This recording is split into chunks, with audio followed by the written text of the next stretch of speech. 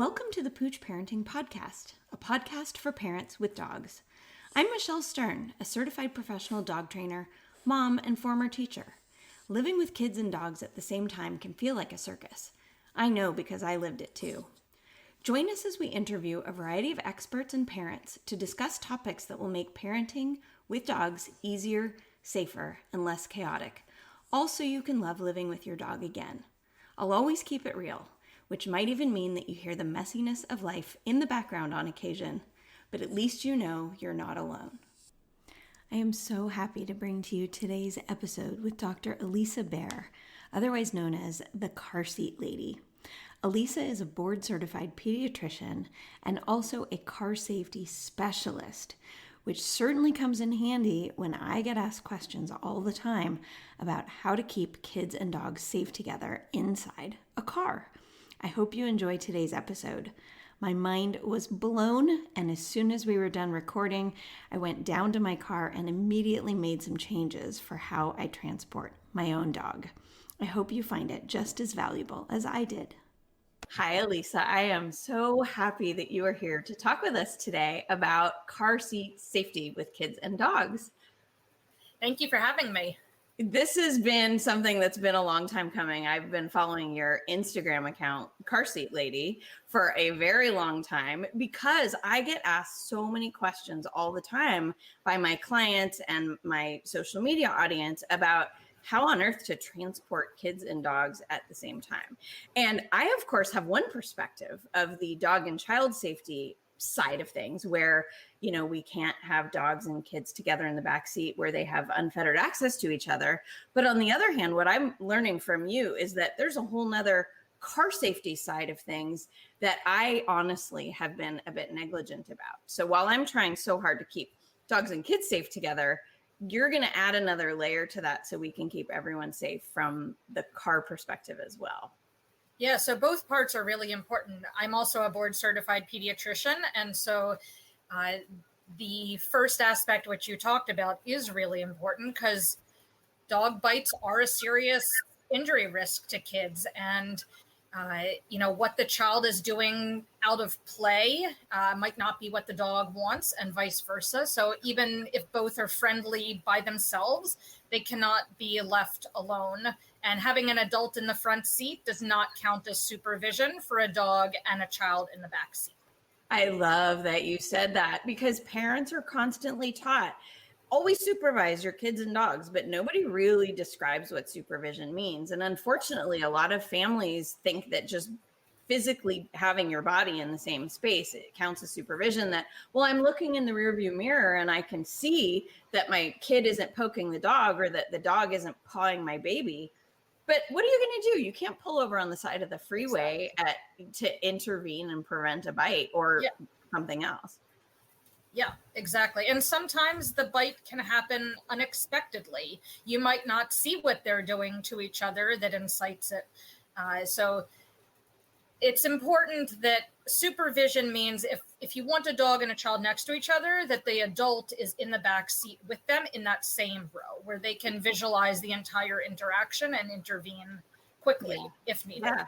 Or even sit in between them, right? You've got the dog on one side, you've got the kiddo on the other side. Which sometimes works given the setup, but sometimes depending on the car seats that the family has or other reasons, it might be necessary to put the child and dog side by side and the adult on the side. Sometimes that will be safer for the adult. Sometimes the adult wouldn't have enough room to fit in that center. So for various reasons, it might be necessary to have them side by side. But as long as the adult is in the same row, and within arm's reach of both, I think that, and we'll talk about that the dog is properly restrained. Yes. I think that would be a safe interaction, right? Where the child and dog can be next to each other in the car, but not when the adult is in a separate row. That is not supervision.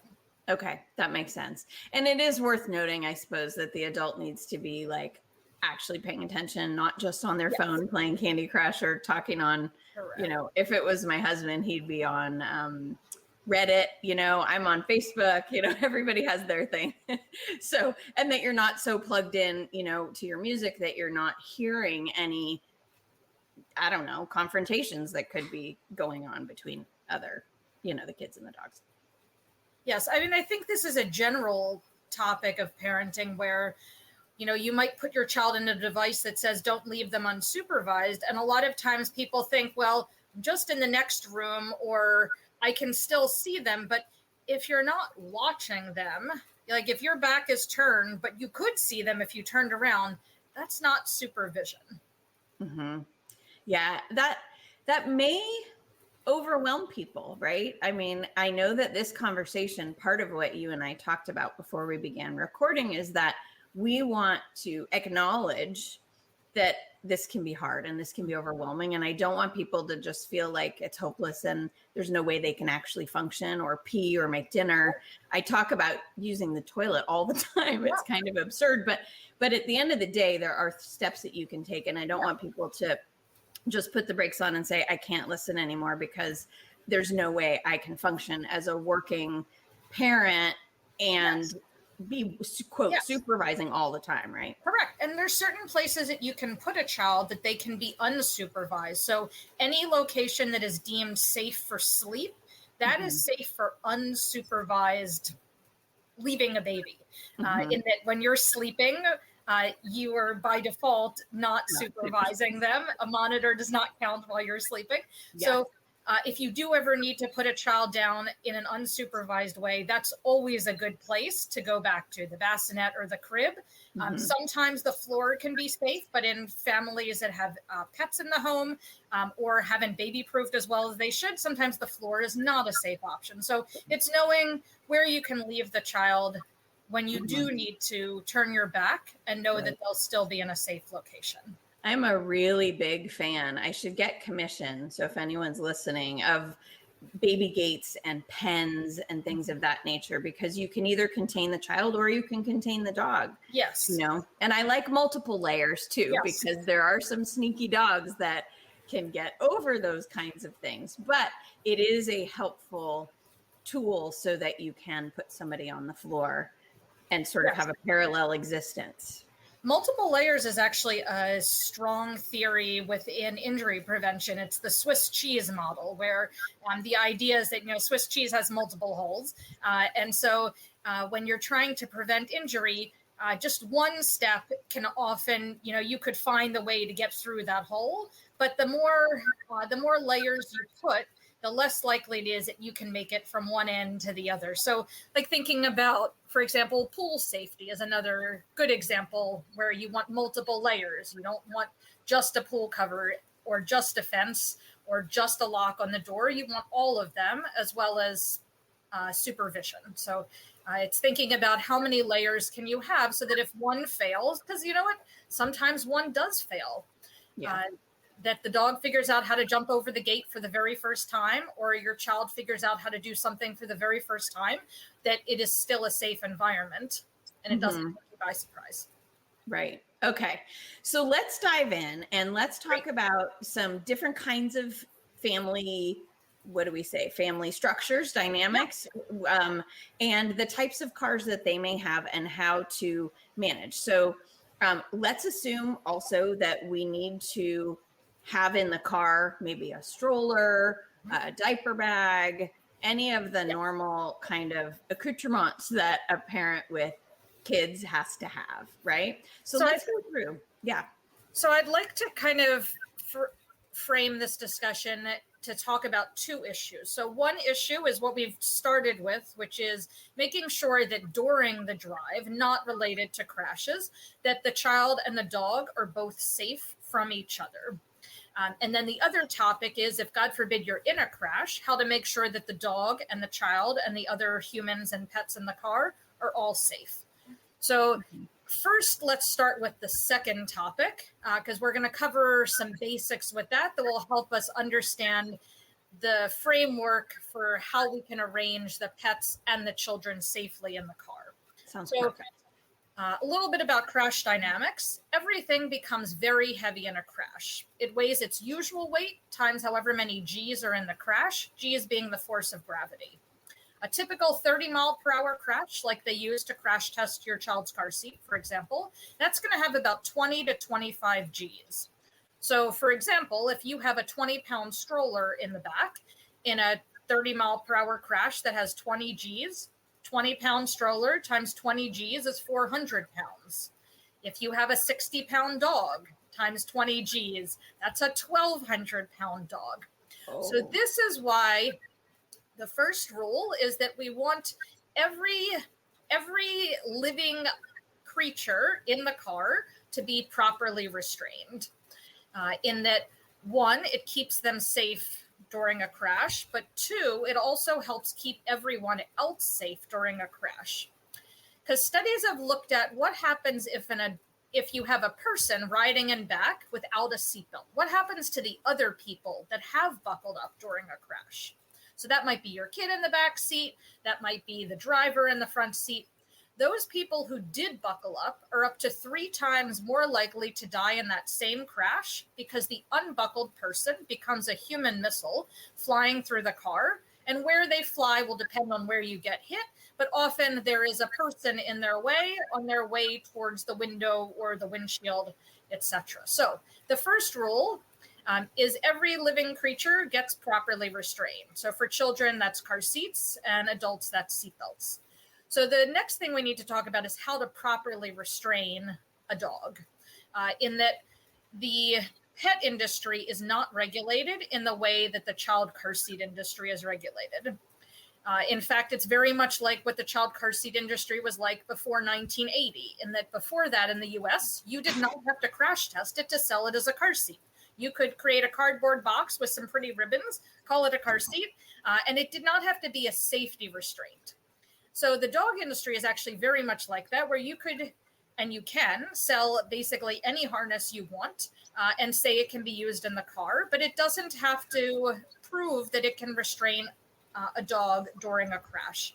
And there's a nonprofit called the Center for Pet Safety, which has crash tested a large number of dog products, the carriers, harnesses, crates, etc., and found that most of them in crash testing literally just break on impact and send not only the pet flying, but then often whatever device you were using. So especially with the wire crates, now you have pieces of wire crating also flying through the car. Oh, God. So I have a page on my website. So my website is thecarseatlady.com. It's an easy page to remember because it's thecarseatlady.com/pets, PETS. And that goes over the recommendations from the Center for Pet Safety regarding the devices, the harnesses, carriers, and crates, kennels, whatever you want to call them, that have passed their crash testing and been shown in the same 30-mile-per-hour crash test like your child's car seat gets tested to be able to restrain your pet so that they stay safe and that the humans in your car are also not at risk from your pet flying around. So for harnesses, the best one I've seen is made by Sleepypod. They make 2. They're both called the Click It. Their newer version is the Terrain. That one I think has a better body style just in terms of fitting around a dog's chest. The other advantage I've seen to using that harness, I had a family come over that they were pregnant. They brought their dog over, and the dog immediately upon arrival was anxious as anything, whining and just begging for attention. And I was thinking, we're never going to get through this lesson because the dog is like, pay attention to me, don't do anything else. And so they had come with the Sleepypod harness, and we needed to tighten up the harness because just like a child's car seat straps, the harness is not going to be effective if too loose. So I was helping them with that also. And once we got the harness nice and snug, and just like dog collars, it's the same thing, 1 finger, not 2, sticking away from the body. That dog calmed down. It was like a thunder shirt. And that dog was so well behaved the rest of the appointment, just chilled out. And it was a night and day difference. So I mentioned that in that I know that a lot of families will say, my dog is really anxious in the car. I'm nervous about adding this extra thing like a harness. I understand it's safer, but I'm really worried about it. I'm here to say that in my experience with many different families, it's often more helpful, not just from the safety perspective, but keeping the dog calm during the car ride in addition.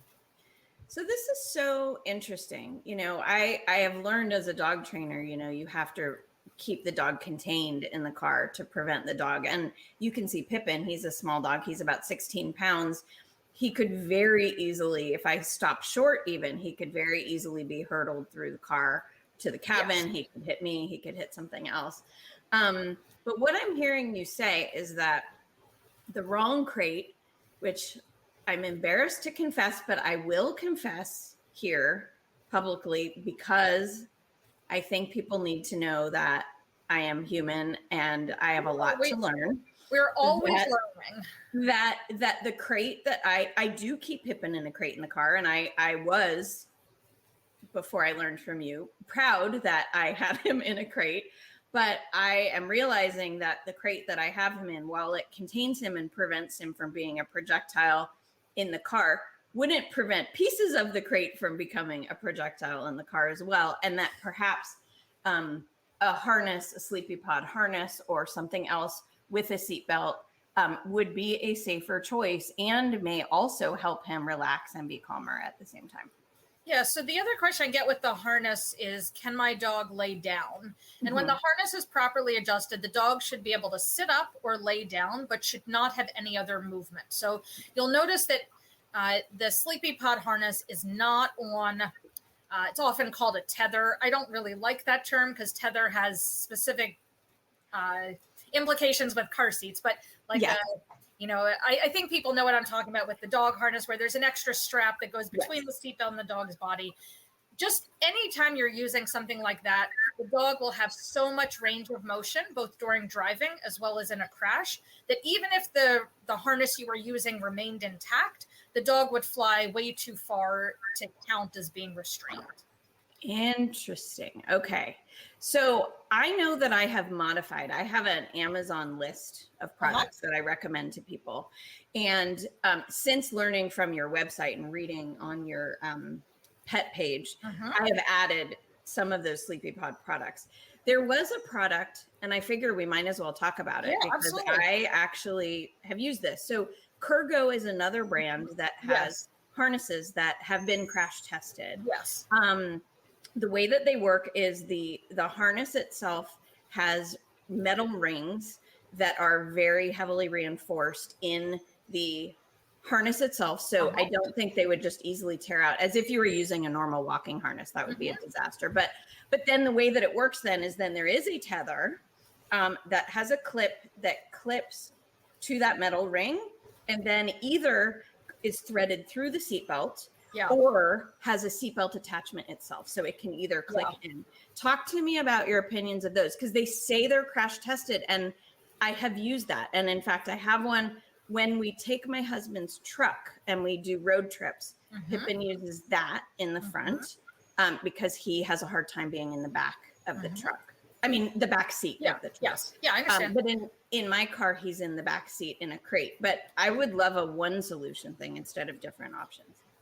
Yeah, so in the Center for Pet Safety's crash testing, and they have quite a few of the videos on their site. One thing to understand is when you look at the crash test videos, it's done in a crash test lab where there's no seat in front of you.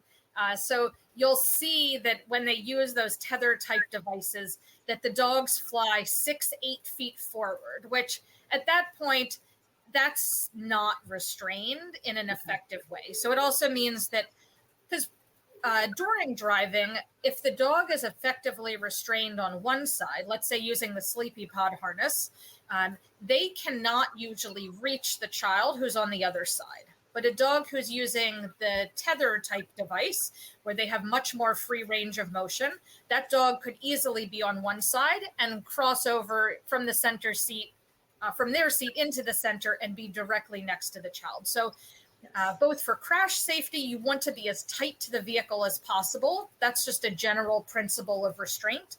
That's why our seatbelts are snug to our body. Children's car seats are tight to the vehicle and their straps are snug to their body. And the same thing with the dog. For families who do want to have the dog in a carrier type device, so an enclosed spot, for small dogs, Sleepypod, and I should say I have no financial ties or affiliation with Sleepypod in any way. They just happen to make really amazing products that are both safe in a crash, as well as I've used many of them myself for my cat, very well designed. And I've seen other families use it with dogs. For small dogs, under about 15 to 20 pounds, it depends on your dog's overall body size. Their carriers work great. Some of them are also airline approved if you're going to be flying. And then once you get over that size, if you want the dog in an enclosed space, there's very few options that are safe. Gunner, Gunner, makes a kennel that is crash tested. However, it's very expensive. I've had families who their profession is to show dogs. And so for them, keeping the show dog separate in the vehicle, not getting into each other, they've invested $1,000 or so into these kennels. But I think for an average family, that is not going to be what they're going to look for. Also, it takes up a large amount of room, if not the entire trunk space. So that would be something that it's not going to appeal to many families, but it is an option. So I think for most families, both for budget reasons as well as just the layout of their car, it's going to be best to have a dog who's 20 pounds or up in a harness where that dog needs their own seating position with a seatbelt. So when we were talking in the beginning about how to think about arranging the kids and the dogs in the car, there are some times where a family with their existing car, that there's not a safe way to make it work. In that if, let's say, a family has 2 adults, 2 children, and a dog, and they have a car that just has 5 seats, let's say you have a sedan or, a 2-row SUV, there's not a safe way to have the dog restrained in a way that they can't interact with the child or the adults in terms of normal driving, and also in a crash. If you're putting the dogs and the dog and the children together in the back seat. So for families who have 2 kids and 1 dog and just 5 seats in their car, if your dog can safely sit in the front seat, meaning that the dog is not a driver distraction. So this is an important point because we do not want you to be more likely to get in a crash from the dog sitting in the front passenger seat. But some dogs are very happy to sit there, lay down, and go to sleep. So if that's your dog, then you could put the dog in the front passenger seat and the adult and the 2 kids in back. And obviously the other adult is the driver. For families that have 3-row vehicles, using one of the seats in the 3rd row is typically going to be where the dog will end up riding. But things to think through, and this can help for families who are also thinking about maybe they have a lease on their car and the lease will be up what new car to get, or a family who's thinking about adding a child or another dog to the family and might be wondering, will this work with our car or should we be looking for a different vehicle as our family grows? So things to look for would be, 1, do you have enough seat belts for every living creature? So the dogs and the children and the adults, that's number 1. And number 2, with all of those living creatures restrained, do you have enough room for all the stuff? So let's say you have an SUV and you want to put a dog in the 3rd row. And maybe your 3rd row, half of it can fold down and half can stay up. So your kids will be in the 2nd row and you'll have a dog in half of the 3rd row. Maybe you don't have enough room for your stroller and your bags to go away for the weekend once you've done that. Maybe you do, but in a lot of cases you don't.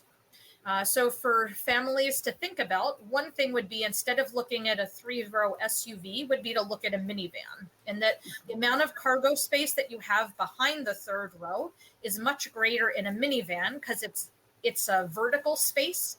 Because minivans don't have to off-road, you can sink the trunk space down. Whereas in SUVs, if you sink the trunk space down, then as you go off-roading, which I'm sure every family is doing, then the undercarriage scrapes on the rocks in this off-roading scenario. One other thing, as we're talking about having half the 3rd row folded down for the dog and half up for the dog to sit and half down for cargo, is that does put the dog at risk. I'm not going to judge people for doing that, but I do not want you doing that if you have children or other humans back there. And that, going back to what we had first started with, where everything becomes very heavy in a crash, that 20-pound stroller Cargo, yeah.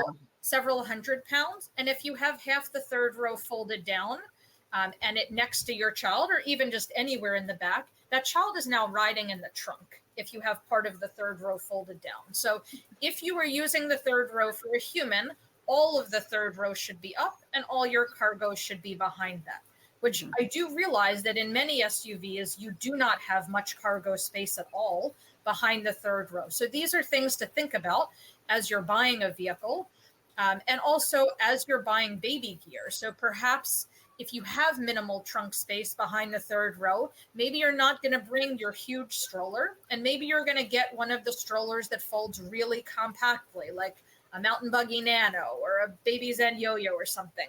Those will fold small enough to fit in the overhead bin of a plane and to fit behind your third row.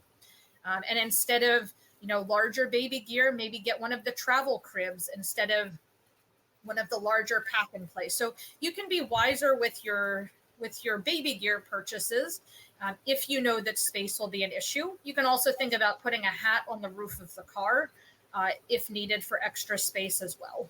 I was just about to ask you about, it's funny. I see those a lot and I think, oh, well, I'm a short person. And so Yes. I just from a practical standpoint, like I think I would have a very difficult time even reaching what was in there. But in having this conversation, I'm realizing how much value there would be, especially if you have either multiple dogs or multiple children or both, in storing something up there so that, again, reducing the chances that whatever objects you would have in your car become projectiles. Yes. I do have a question in what we were talking about. I see, SUVs are very, very popular. Correct. I have my own opinions about them, but I will keep those to myself. I do think there's a purpose. Absolutely.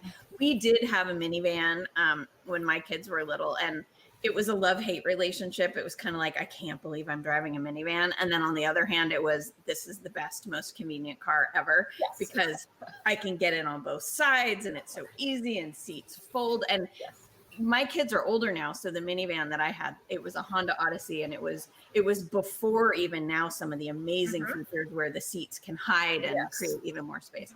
But I am wondering about, I have seen barriers, and I know that there are some that have been tested that I guess I would call it a gate, where what it does is it is a divider that separates the rear space from the back seat. Correct. And I know that some people will choose to have a dog back there because their rear row is full of children. Yes. So can you talk about those as another option, or if that's even a safe option? Yeah, that's a good point. So actually, I had a family just the other day with a Volkswagen Atlas, and they had gotten the metal cargo divider, whatever, there's many different names, but it's, it kind of looks like the same wire, the square holes like in a typical dog crate. And when I looked on Volkswagen's website, it says this is not meant as a safety device, and it does not restrain things. So that is a really important thing for parents to understand, just like many of the pet devices that you see at the pet store that say, use me in a car, they are not required to have any crash testing.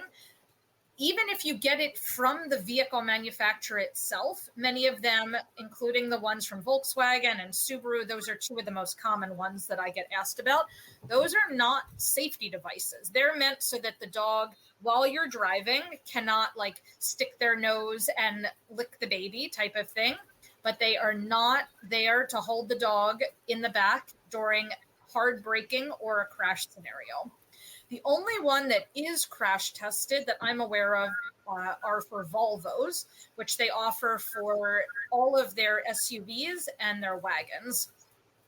I also have no financial ties to any car seat manufacturer or vehicle manufacturer, but I will put in a plug that if a family is looking for a 3-row SUV where they're going to be using the third row for dogs and the second row for kids, the Volvo XC90, if it's within your budget, which no shame here, it's not within my budget, but if it's within yours, that one is an excellent choice, and that it's a very roomy second row for fitting 3 across very well, either 3 car seats or 2 car seats plus an adult, whatever you need, as the option for a built-in booster in the center, and it has a crash-tested divider for separating the second row from the third row. Okay. But otherwise, it's going to be, so if the family wants to use, let's say, the one from Volkswagen or Subaru that's not a safety restraint, you still need to have the dog restrained in a way that can hold them during the crash, which your options are very few in terms of things that are effective that way. Okay. That's really good. That I in my Amazon shop, well, by the time I produce this podcast, I may have removed it, but I did have one gate in there. It was a brand I was looking at crash tests, and it was a brand that I believed made Traval, Travall. Yes, it so was. So Traval, they are crash tested to a European standard. I don't know that in a severe crash it would hold, but it's definitely going to hold more so than other of the. Okay. So if the only option in your vehicle is to use a metal divider type of thing and you don't have a Volvo, then yes, I think the Traval is the best one available. Okay. And it is by vehicle. So when you go to their website, you select the make, model, and year of your vehicle, and they'll tell you if it's available for that and then which one it is. So I do think that that's the best option for a non-Volvo. Right. But the better option would be to have the pet in a harness as well. Okay. It sounds like I have some shopping to do. Yeah, we can work together on that. And Yeah, no, I mean, I think it's good. I am a perfect example of all of my clients, really, in that you don't know what you don't know. And instead of feeling a little bit like cringy and embarrassed, like I should know better, the fact is that I'm talking to you and asking these questions, right? And that's the only way that I will know better. Yeah, you will literally not know what you don't know until you learn it. And so some of it is doing the research so that you can understand where are there gaps in your knowledge base. And so you're doing exactly right. And I don't want anyone to feel guilty about what they've done in the past. What's in the past is in the past. All that you can control is what you do in the upcoming trips. And so just move forward and do as best as you can. And it might be that right now there's not a perfect solution in your car, but making it better is the first step. And then planning ahead for when you are able to get a different vehicle, if that's in your family's plans. Obviously, whether it's next week or next year or 10 years from now, eventually everyone will end up with a different vehicle. So just thinking about that and making a better purchase decision. And one other thing to think about is, how will your dog get into the third row and out of it? Because a lot of times when I meet with families, they have an SUV and they're like, well, I'll put my two kids side by side and then I'll just fold down the passenger seat. They show me how that's the one that folds for third row access. And I'm like, well, that's great in theory, but in the majority of SUVs, even the ones that are very family oriented, when you put two car seats side by side, that one in the center is really pesky when you get it tightly installed, and it overlaps just a smidge, like half an inch, not much, just enough, into the passenger seat, such that that passenger seat no longer moves and cannot be moved for third row access. Oh. So some of the decision process is, am I buying a vehicle where I can preserve third row access while keeping my kids in the second row? So for families, sometimes they don't want the kids side by side. Maybe your kids fight just as much as the dog, and the kids might fight more. I agree. Or your older child likes to feed your baby, things like that require separating the kids. So some of the cars have a feature that allow you to access the third row with the car seat installed. So of the minivans, the Honda Odyssey is far and away my favorite. The 18 and newer models, those in the second row captain's chairs, regardless of how you've installed the car seat, latch, or seatbelt, you can still move that vehicle seat to access the third row, in that the lower anchors, the tether anchor, and the seatbelt are all integrated into the vehicle seat itself. So no matter what installation method you use, that vehicle seat can keep the car seat properly installed and still be moved for third row access while still having 3 car seats across that middle row. That's really interesting because I'm having flashbacks to when my kids were little and the anchors that we had to use back then were in the floor. Yes. Of the car, which meant that you couldn't slide without ruining your car seat setup. That's correct. Right. And so these are things that it's a little bit of a shameless plug, but I do also offer virtual consultations to families. And a lot of times families will reach out to help understand how they can better arrange the kids and the dogs that they have in their current vehicle, or they're in the market for a new car seat or a new vehicle or both, and how to make a better purchasing decision such that you don't take your vehicle home from the dealership and find that once you get the kids in the car seats in, that you can't get the dog into the third row as you had planned. Right. So these are things that the dealership is not going to know about.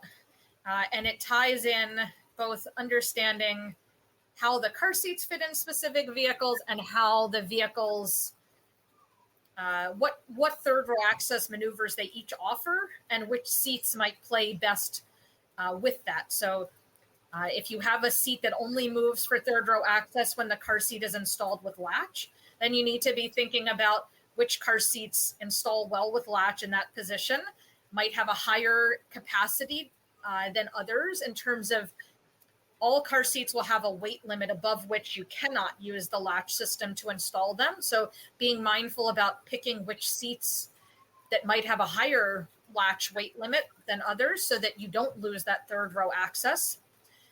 So it's a lot of moving parts, but it is possible to do it well.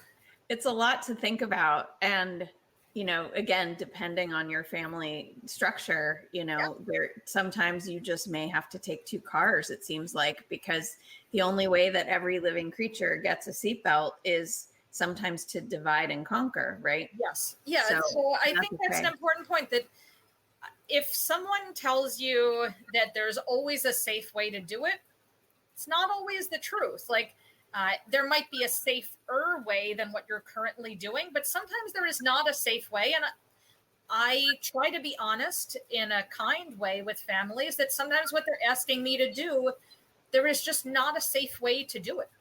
Mm-hmm. And then that family then has to make a decision about what they, my goal is to give you information. So you can choose to take 2 cars. Or you could choose to put them all in 1 car, knowing the risks, and that family can make an educated decision for themselves. But the key is that they're making an educated decision, weighing the risks and benefits for their family's needs. Right. I can also see that some of these options would also be really useful for multi-dog households as well. Yes. I'm thinking about what you're talking about in terms of the safest options have the dog restrained snugly, because I am thinking about that tether, and I can shorten the tether, of course, right? So depending, but even when it's short, they still have a decent amount of help. The idea, though, that sometimes just like 2 kids can bicker, you can get 2 dogs that can bicker, and again, that presents a driver distraction and all these other things. That it is really neat, though, to think, oh, I could, now I'm almost an empty nester, just almost. And the idea that, since I'm not necessarily driving around with 2 children in the back seat anymore, I could still have 2 dogs in the seats that my children used to occupy. Yeah. And that I can have each dog snug in the 2 side back seats, one on one side, one on the other, without any shenanigans happening during a long drive that would then be dangerous to them or distract me as the driver. So it's interesting to think about. It all applies. Kids and dogs are very similar. I know parents don't like to hear that, but they're unpredictable. They both can act out. They all can have tantrums. Like, there's a lot that's very, very similar. So they can't tell you what's wrong, where they hurt. They often hide their pain very well. Yes. You can tell they're getting better when they start playing again. Like, there, as a pediatrician, yes, dogs. And I mean, especially like if you have a crawling baby and a dog and you shake a toy and both of the living creatures don't know which toy is whose, like, yes, dogs and babies are very similar. I'm sorry. No, it is offensive, either one of them.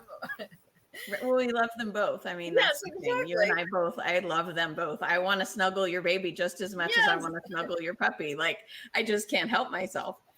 Which leads me to one thing. When we had talked about why to restrain the pet, I focused on the crash safety benefit, but these are also living creatures. And I want to focus on the other reasons why it's important to restrain the dog in a way that's crash worthy, meaning that can hold up in a crash. And that studies have looked at when pets are unrestrained or restrained in something that doesn't hold up in a crash, there are certain things that can happen to the pet. The most obvious is that they get hurt in the crash, but also sometimes the pet is either uninjured or partially injured, but in a way that they can still run away. And then your pet runs away because they're scared and freaked out. And people are not paying attention to the pet first in a crash. You know, you're going to check your child first. No one's going to shame you for doing that. By the time you look, your pet is gone. Or a pet that is not restrained and needs medical attention. That pet, you know, when we get scared, sometimes we do things that aren't we're not on our best behavior. And a dog can bite when they're scared or in pain. And so people might be leery of getting that dog medical attention as quickly as they need to because they're afraid of getting bitten. And so a dog who is restrained can be much better contained and care tended to in a way that keeps the human that's trying to tend to them safe and gets the dog the medical attention sooner. I just had a thought and a question. What about airbags and dogs in different seats? Yes. So we talked about maybe putting the dog in the front seat. If it's a big dog, do we need to turn off the airbag? Or so I know my small dog, I don't think will even trigger the airbag because he's only 16 pounds, but I don't know.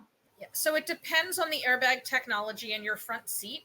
Newer airbag technology will likely turn it off for the lower weight dogs, just based on the weight as well as also sensing position.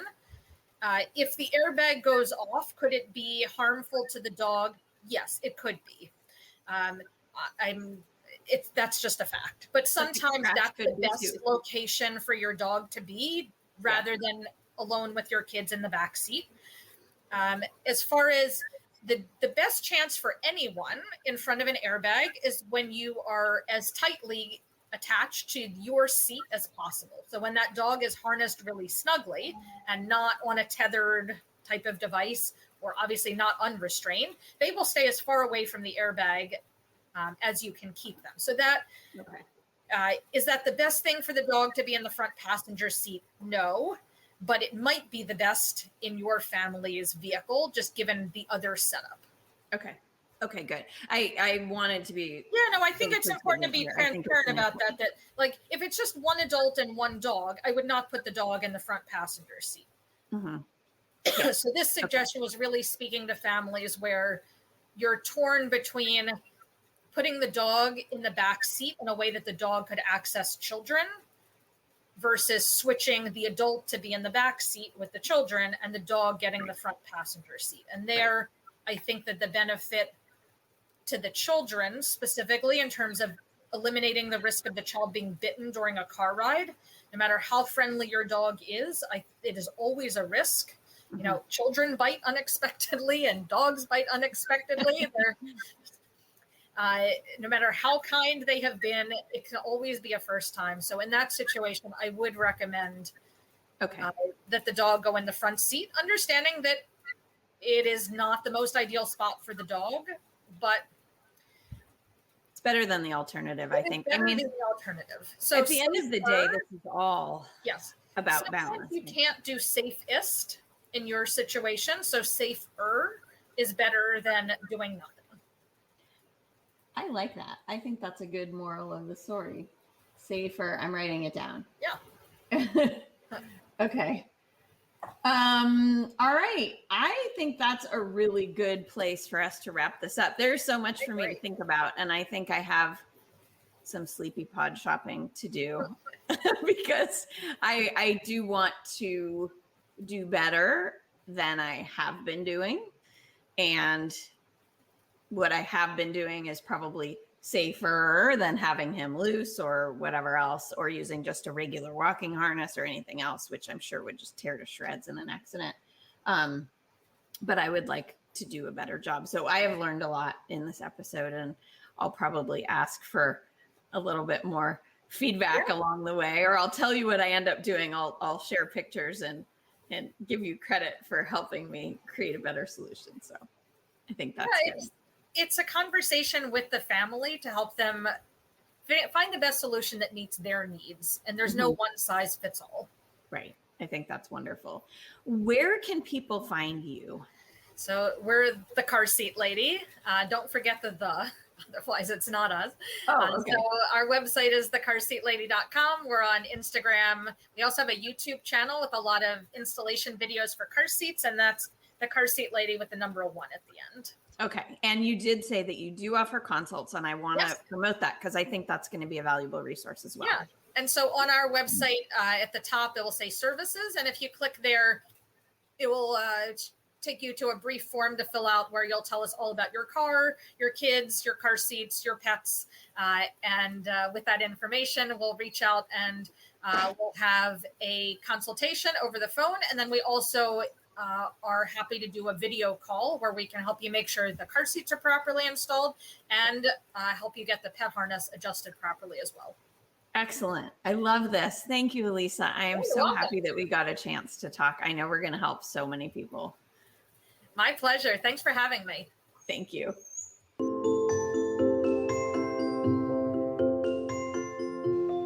If you haven't already, please subscribe to the Pooch Parenting Podcast on the podcast app of your choice.